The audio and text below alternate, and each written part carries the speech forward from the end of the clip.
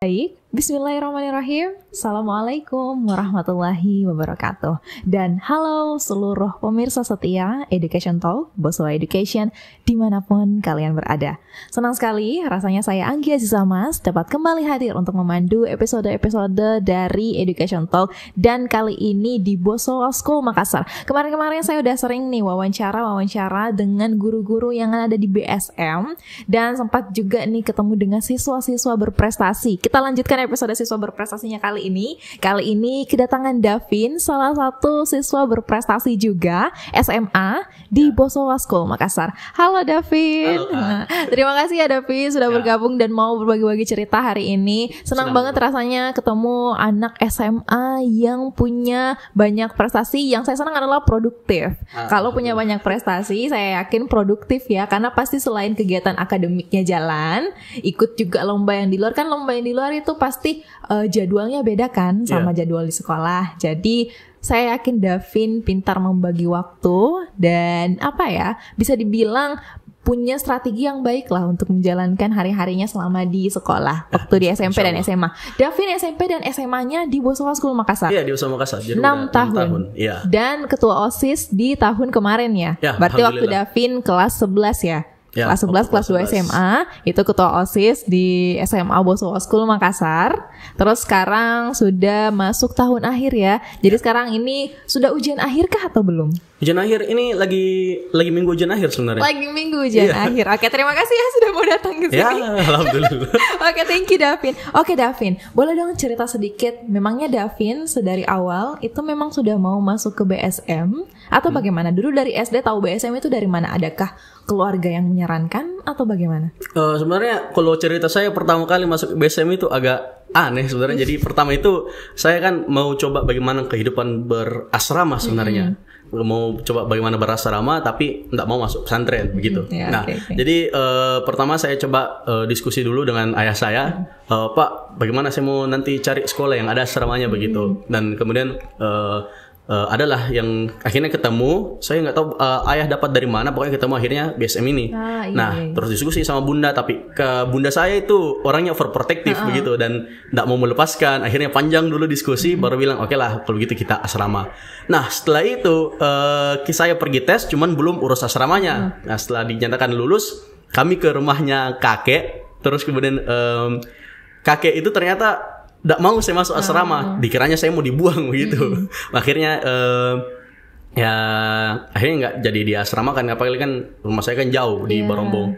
Nah tapi ya sudahlah, karena takutnya nanti kita menghargai keputusannya kakek saya, jadi ya full day di Boswa ini. Full day yang di Boswa. Padahal pertama mau masuk yang di asramanya ya. Iya, mau sekali sebenarnya. Tapi it's okay. Dan 6 tahun di BSM. Luar biasa ya. Pada akhirnya masuk di SMP. Terus yang bikin seru ini karena kenapa mau melanjutkan lagi? Kan biasa kan ada yang SMP mungkin mau coba-coba sekolah lain lagi. Banyak. Nah, kenapa Davin memutuskan untuk lanjut di SMA-nya lagi?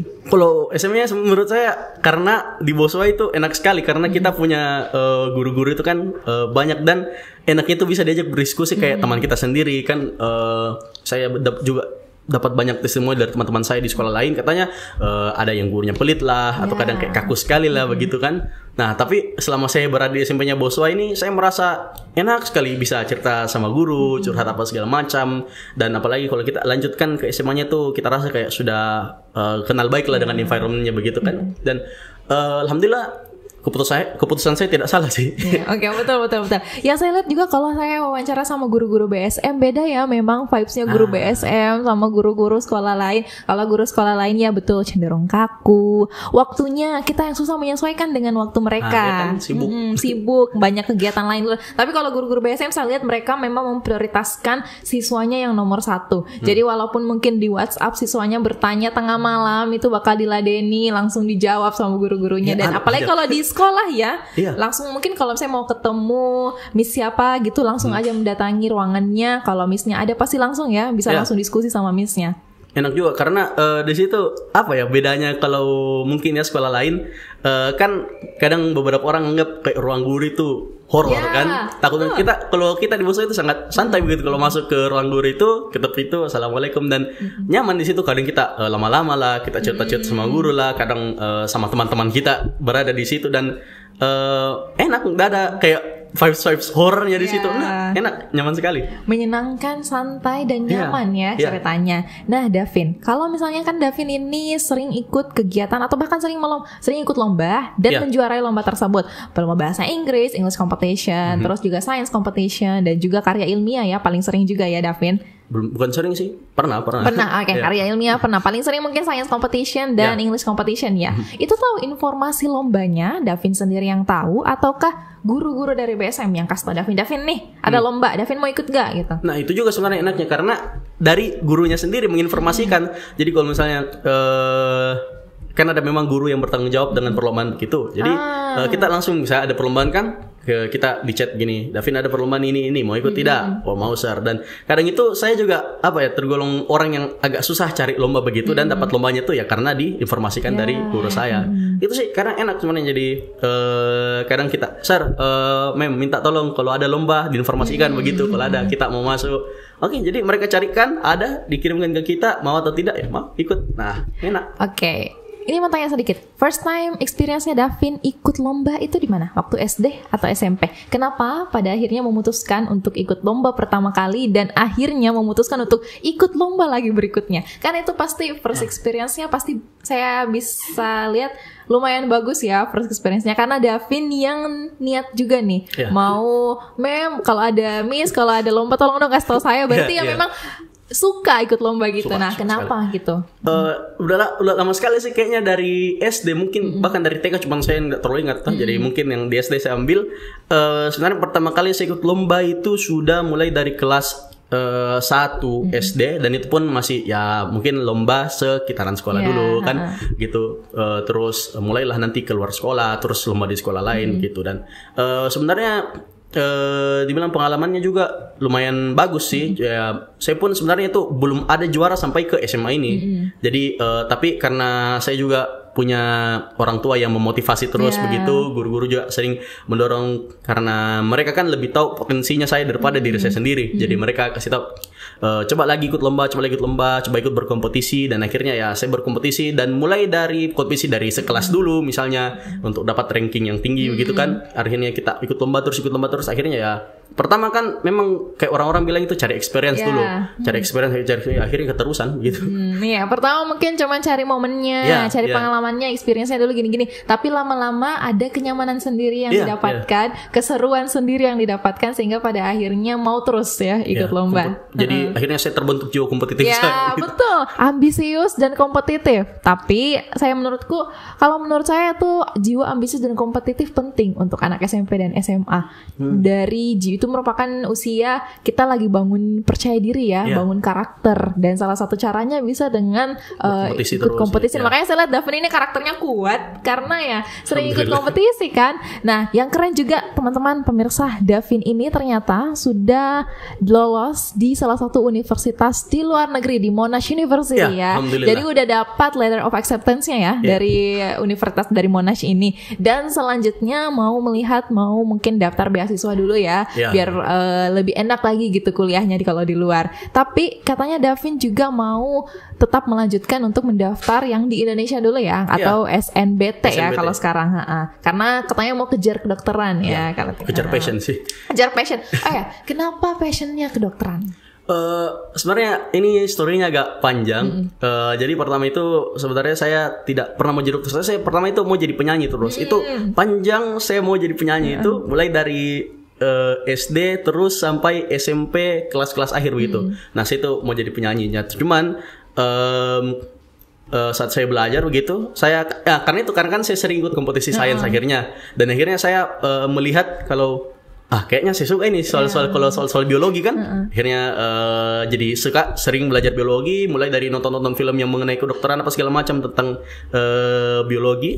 Akhirnya kepikir apa ya kira-kira apa yang bagus kira-kira yang berhubungan dengan biologi dan akhirnya saya ambilnya kedokteran. Apalagi kan kita butuh dokter, sebenarnya kan butuh dokter, dan kalau menurut saya sih dokter itu salah satu profesi yang terjamin sih, karena nggak bakalan bisa digantikan sama robot begitu. Betul.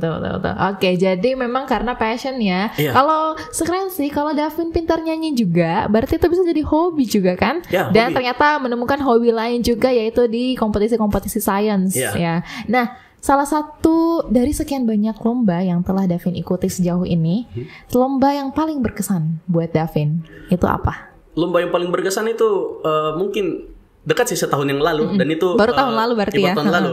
Dan itu adalah menurut saya lomba pertama saya yang benar-benar dapat juara 1 gitu. Dan itu pun jadi saya ikut Zoek 13 itu kan, dan itu saya ikut Battle of Brain atau biasa orang bilang cerdas cermat, sama senior saya satu, dan dari kelasnya satu, Aldrich dan Alif gitu. Nah akhirnya kita ikut lomba, dan sebenarnya saya itu awalnya kayak oke lah, mungkin masih experience kan, karena saya pernah sempat berpikir dari dulu saya lomba terus gak pernah menang, katanya orang experience terus. Experience-nya sampai kapan begitu kan? Sampai kapan ya? Kapan juaranya? Nah, akhirnya kita tapi saya tetaplah ikutlah lumayan pasti dengan serius kan, akhirnya sama dengan dengan teman-teman lomba saya. Dan sebenarnya saya sempat pesimis karena pada saat itu saya juga diikutkan oleh sekolah ke camp pelatihan kepemimpinan.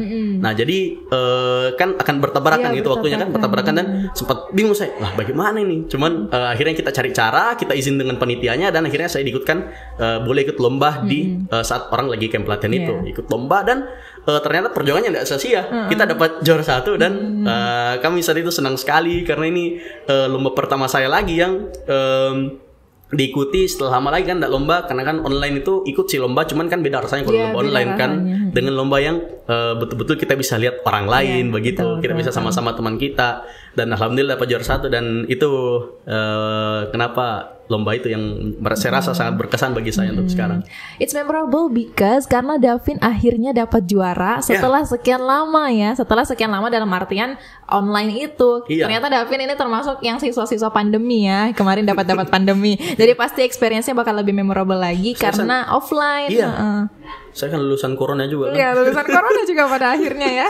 Oke, Davin, kalau misalnya di antara semua lomba yang telah Davin ikuti, kalau saya tanya apa yang memotivasi Davin untuk pada akhirnya semakin semangat lomba, ya karena suka cari experience-nya tadi, dan ternyata menemukan kenyamanan di situ. Nah, tapi menurut Davin, selain dari motivasi yang Davin punya dari dalam diri sendiri, lingkungannya Davin gimana? Orang tua gimana? Dan bahkan sekolah nih di BSM, gimana menyikapi Davin yang kompetitif dan ambisius ini? Mereka mendukungkah atau seringkah kasih nasihat atau bagaimana? Mendukung dong. Kasih nasihat juga sering, tapi motivasi pastinya datang dari pertama itu pasti dari orang tua, lingkungan kan, karena orang tua juga dari dulu juga sangat sering mendorong saya untuk sering ikut kompetisi atau untuk mendapatkan nilai yang tinggi begitu, karena ya itu tadi saya bilang pertama kan, mereka tahu potensi saya bagaimana. Nah mulai dari situ akhirnya saya motivasi diri saya sendiri. Nah terus alhamdulillah juga saya dapat sekolah yang ikut memotivasi juga, jadi tidak terkubur saya passion saya untuk sering berkompetisi kan. Akhirnya sekolah juga dukung, alhamdulillah. Jadi kita nyaman berkompetisi begitu. Motivasinya datang dari mana-mana saja. Teman-teman juga kalau kita ikut kompetisi didukung, selalu dikasih support begitu. Jadi ya menurut saya alhamdulillah sih sangat terbukalah jalan untuk berkompetisi karena tidak ada yang menghalangi kan. Kerennya karena David sudah punya karakter yang kuat, sudah punya ambisi dan jiwa kompetitif, dan lingkungannya luar biasa suportif. Jadi dari David juga tidak merasa bahwa kalau misalnya ikut lomba adalah sebuah beban atau gimana gitu ya. Emang pure cari experience-nya aja untuk diri sendiri, dan pada akhirnya kalau menang ya luar biasa kan. Alhamdulillah. Nah, kalau dari BSM atau dari guru-gurunya Davin, bentuk dukungannya itu seperti apa? Bantu dicarikan lombanya. Selain itu, kalau misalnya ikut lomba, bantu persiapannya itu kayak gimana? Bentuk persiapannya pasti ada. Jadi misalnya kalau kita sedang lomba itu, bahkan kadang hari liburnya itu kita misalkan persiapan untuk lombanya tuh, bahkan hari libur pun biasanya guru saya panggil saya ke sekolah, bilang ayo ke sekolah kita latihan begitu. Kadang bahkan ditemani sampai ke lomba-lombanya, ambil hadiahnya pun ditemani. Pokoknya kadang juga kalau misalnya kayak lomba-lomba karya tulis yang barusan itu kan kami punya, bahkan transportasinya kami saja didanai oleh sekolah. Jadi sangat disupport lah di segala bidang begitu. Kita sampai lombanya pun, sebelum naik pun kita dikasih semangat dulu, kita disupport dulu, dan kalaupun ya Allah kita tidak dapat juaranya, tidak menang, ya kami selalu tetap dimotivasi begitu, tidak apa-apa begini dan lain sebagainya. Pokoknya tidak pernah dikasih down sama sekolah. Betul. Jadi karena betul ya. Jadi kalau orang-orang bilang lingkungan itu mendukung, 100% betul. Betul. Karena kalau misalnya dari lingkungannya juga mendukung, kita juga jadi ikut lombanya atau menjalaninya enak juga. Ikhlas akhirnya. Pada akhirnya enak. Pada akhirnya bisa santai dan nyaman menjalaninya. Oh ya, Davin, ini sering saya tanyakan sama pertanyaan klise, tapi sering saya tanyakan karena saya kepo juga nih. Kalau misalnya Davin yang bisa dibilang sangat produktif. Nah, Davin ini produktif, cara membagi waktunya itu bagaimana? Dan tipsnya. Nah, ini tipsnya maksudnya dalam ini. Ada kan, Davin kan bisa lihat ini. Ada anak-anak yang mungkin tipenya dia tidak terlalu sering kelihatan belajar, tapi selalu meraih prestasi. Nah, tipsnya ternyata dia bawa santai. Nah, ada juga yang punya tips di saat semua orang sedang tertidur dia belajar gitu. Nah, kalau Davin sendiri gimana? Proses tipe yang pertama tadi, yang bawa santai aja dulu kan. Kan kelihatan dari karakternya.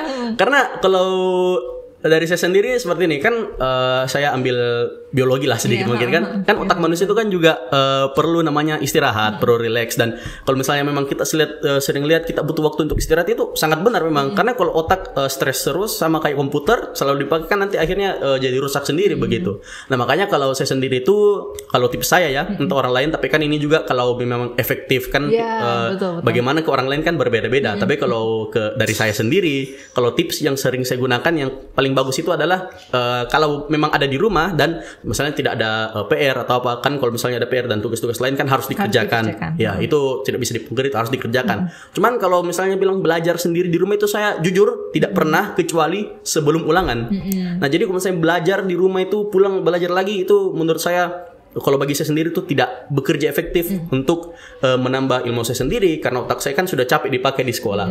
Nah, jadi kalau cara saya itu supaya bisa pintar, ya kita kalau di sekolah betul-betul untuk bersekolah. Jadi kita fokus ke guru supaya nanti ilmunya kan masuk. Sampai di rumah ya dapat waktu untuk istirahat. Tidak usah belajar lagi untuk dapat ilmu yang sudah dipelajari di sekolahnya itu. Nah, itu untuk saya sendiri. Saya sekali lagi kan kalau efektif, kalau misalnya efektif memang ke orang lain ya alhamdulillah. Kalau tidak ya kan banyak lagi kan cara-cara belajar lain, ya silahkan dipakai yang lain. Karena kan tiap orang juga beda-beda ya. Tapi yang kerennya kalau kita berbagi pengalaman, itu orang bisa menyesuaikan dengan dirinya sendiri pada akhirnya. Dengar-dengar pengalaman atau tips dari Davin nih, misalnya ada temannya Davin atau juniornya Davin nih, adik kelasnya Davin ya. Oh, Kak Davin habis podcast di sini kemarin katanya tipsnya kayak gitu. Tapi kalau di dia modifikasi sedikit untuk menyesuaikan sama dirinya. Nah, itu malah lebih bagus lagi kan, karena nggak bergantung ke orang lain terlalu banyak gitu. Malah bagus sebenarnya. Kalau Davin sendiri juga karena tipsnya Davin seperti itu, Davin merasakan itu secara langsung, maksudnya Davin taunya kalau saya mending belajar 100% di sekolah, nanti pulang di rumah istirahat, itu karena experience sehari-hari, atau karena mungkin pernah diberitahu sama gurunya, atau mungkin pernah diberitahu sama kakak kelasnya, atau gimana? Itu experience sendiri memang. Ya, karena kan saya juga sebenarnya saya sendiri tuh karena sudah coba berbagai cara macam belajar.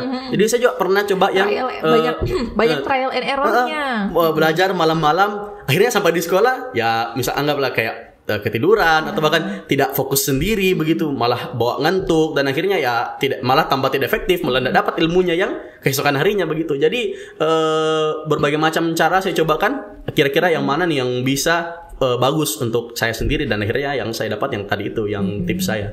Ya, dan salah satu ciri orang yang berkarakter kuat juga itu menurut saya ya kayak Davin ini, yang bisa banyak trial and error, coba-coba, tapi pada akhirnya bisa menentukan yang mana yang tepat untuk dirinya sendiri. Oh ya, Davin kan kemarin sudah keterima di Monash University. Nah, di Monash University boleh dong diceritakan sedikit proses pendaftarannya sampai akhirnya menerima atau menerima letter of acceptance ya dari LOA dari Monash University, itu gimana prosesnya? Untuk prosesnya sendiri kan saya dapat saya kan dari dulu memang punya niat untuk ikut beasiswa itu kan. Nah, jadi kayak tadi juga saya tanya juga ke guru saya, kalau misalnya ada beasiswa dari LPDP atau apa, mungkin bisa diinformasikan ke kami. Nah, akhirnya suatu hari itu kami banyak yang dipanggil karena katanya ada beasiswa untuk ini. Nah, pas bicara sama gurunya, oh ternyata di luar negeri.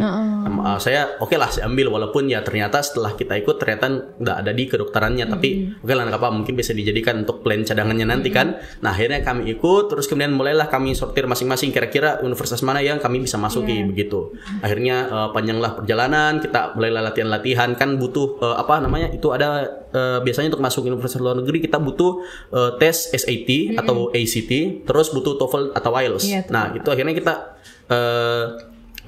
tes lah, dan alhamdulillah nilai saya mencukupi begitu. Nah akhirnya kita pakai agen begitu biar kita lebih gampang kan untuk daftarnya. Nah kita kirimkanlah hasil IELTS kita, skor SAT kita, nilai-nilai rapor kita ke agen itu, nanti bahkan di urus, dan kemudian ya itulah alhamdulillah diterima di Monash itu. Sebenarnya saya diterima di satu lagi, cuman sebenarnya saya lupa namanya itu apa. Kalau saya nggak salah di UNSW, dan itu mungkin ya setingkat di atasnya Monash lah begitu.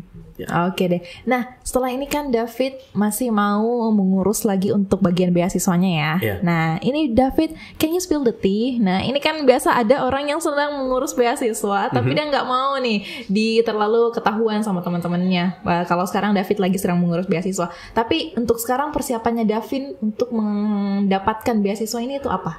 Persiapan saya sendiri sih sebenarnya tinggal menunggu, kan sudah dapat letter of acceptance-nya itu kan. Jadi kita tinggal menunggu lagi dari SKL-nya kita, kan ijazahnya kita, baru kita bisa dapat LOA secara penuhnya. Nah nanti setelah itu baru lagi kita kumpulkan ke panitia beasiswanya ini. Nah nanti baru sebenarnya masih ada seleksi lagi mana yang akan didanai ini. Jadi ya mungkin persiapannya untuk sekarang ya persiapan di sekolah aja dulu deh. Jadi mungkin untuk beasiswanya mungkin nanti baru diurus lagi. Karena untuk sekarang alhamdulillah lagi tidak ada yang mau diurus begitu. Jadi kita tinggal menunggu nanti bagaimana submit LOA-nya, barulah nanti ada keputusan terakhirnya begitu. Oke. Jadi sekarang fokus dulu untuk ujian akhir ya di sekolah. Sampai kapan nih ujian akhirnya? Hari ini terakhir harusnya. Hari ini terakhir ya. Kalau selesai semua. Tapi kalau ada yang nggak selesai ya minggu depan datang lagi selesaikan. Nah selesai itu mungkin mengurus berkas dan lain sebagainya, terus pada akhirnya kelulusan dari BSM gitu ya. Dan pada akhirnya David pun juga fokus kembali untuk mengurus, jadinya mau di mana nih? Mau ambil yang di Monash-nya atau pada akhirnya mau ambil SNBT-nya? Ya nanti kita lihat ya. Oke, Davin terakhir nih, boleh tidak Davin sedikit menceritakan kenangan-kenangannya atau mungkin kesannya gitu selama Davin bersekolah di Bosowa School Makassar? Waduh, bakalan panjang sih ini kalau menurut. It's okay. Karena kan 6 tahun di Bosowa. Kalau dari saya sendiri sih kan pasti adalah pengalaman yang baiknya, mungkin ada beberapa yang kurang baik begitu kan. Namun kalau secara keseluruhan itu saya merasa sangat enak sekali di Bosowa, sangat nyaman sekali karena pertama tadi kan guru-guru kita yang suportifnya itu, apalagi dapat teman-teman yang bagus juga, alhamdulillah. Mungkin sih ada beberapa kayak mungkin ya stres tugas, dan itu kan menurut saya sangat normal for students kan begitu. Jadi ya kalau saya sih rate-nya 10 out of 10 sih. Pengalamannya enak, banyak sekali yang bisa dijadikan memori gitu. Jadi kalau kita ketemu kan banyak yang bisa diceritakan lagi kan. Ya mungkin kekurangannya salah satunya kalau di SMA sih sekolah online-nya sih, karena kan sempat dapat pandeminya kan. Sangat ya jujur udah asik begitu kan, nggak bisa ketemu sama teman-teman segala macam. Dan kelas 11 kita masih selang-seling gitu, online offline. Tapi kalau secara keseluruhan saya sangat menikmati sih berada di Bosowa ini. Oke, overall 10 out of 10. Iya, 6 tahun itu tidak sia-sia. Tidak sia-sia ya bersekolah di BSM. Oke, dan David terakhir banget. Nah, pesannya dong buat teman-teman yang mungkin juga mau mengikuti jejaknya Davin ataupun sama adik-adik kelasnya nih. Tipsnya biar bisa kayak Davin sekarang. Pesannya nih untuk mereka. Oke. Kalau dari saya sendiri ya, untuk teman-teman yang ada di sana, kalau pesan saya ke kalian itu dalam memang menuntut ilmu kan itu kita nggak perlu sangat ya bersungguh-sungguh itu perlu, cuman ya stay keep it santuy lah. Jadi jangan overwork juga, jangan terlalu banyak membebani diri sendiri juga. Dan salah satu tips saya yang sering saya bagikan ke semua orang itu bukan tips sih, kayak apa sih istilahnya, kayak kata-kata motivasi kita itu never want to become the best, but just do your best gitu. Jadi jangan selalu kayak harus yang terbaik nih, harus yang terbaik, tapi lakukan yang sebaik kalian, terbaiknya kalian begitu. Karena saya yakin kalau misalnya kalian lakukan yang terbaiknya kalian, pasti kalian dapat yang terbaik juga gitu sih. Jadi untuk yang ada di sana, still calm, santai, tapi ya harus serius juga dalam bagaimana untuk meraih cita-cita kalian. Karena semakin tinggi cita-cita kalian, harus semakin tinggi juga usaha kalian begitu kan. Tapi everything is going to be fine kalau menurut saya. Jadi semangat. Oke, thank you so much Davin sudah datang di ruangan podcast dan berbagi. I had so much fun talking with you karena menurutku kamu students yang sangat ini ya, karakternya kuat dan saya bisa lihat. Saya tadi bilang karakternya kuat terus karena emang ya saya lihat kamu kayak mahasiswa nih. Udah jadi kamu ini nanti kalau misalnya sudah mahasiswa ya saya yakin kamu tidak akan sulit beradaptasi dengan anak-anak yang lain. Amin. Oke, Davin semoga untuk SNBT-nya semoga diberi hasil yang terbaik ya. Nanti semangat ya Davin untuk tes SNBT-nya nanti. Siap. Ya, masih ada bulan 5 ya nanti kira-kira. Ya, bulan 5 SNBT-nya di akhir-akhir Mei. Akhir-akhir Mei ya. Oke, semangat ya Davin. Semoga pada akhirnya dapat hasil yang terbaik dan memuaskan. Amin. Dan apapun pasti hasilnya sesuai katanya Davin itu adalah yang terbaik untuk Davin. Oke deh. Oke teman-teman, terima kasih juga sudah menonton episode berikutnya dari Education Talk Bosowa Education. Nantikan episode-episode berikutnya lagi dan mungkin kalau mau request boleh ya di kolom komentar YouTube. Terima kasih banyak teman-teman sudah menonton. Billahi taufiq wal hidayah. Assalamualaikum warahmatullahi wabarakatuh.